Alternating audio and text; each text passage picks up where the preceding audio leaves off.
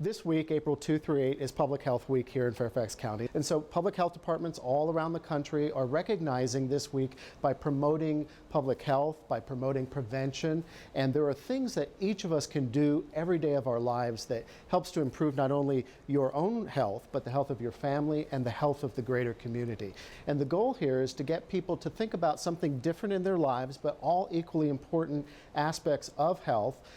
And if you're thinking about something different each day, it might be a little bit easier for each of us to begin to say, what can I do in my own life about that one thing? If it's on Monday, for example, we're talking about healthy eating and active living. So perhaps you want to change your diet tonight, make a healthy meal for your family, take the family out for a walk.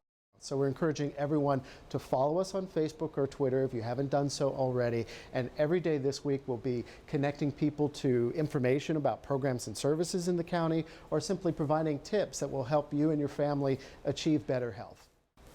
The best place to go to get all the information you need to know about Public Health Week this week is our website, which is fairfaxcounty.gov/HD. And from there, you'll see the big icon on the homepage that will take you to the individual pages for each day of the week, where you'll get daily tips and connections to resources.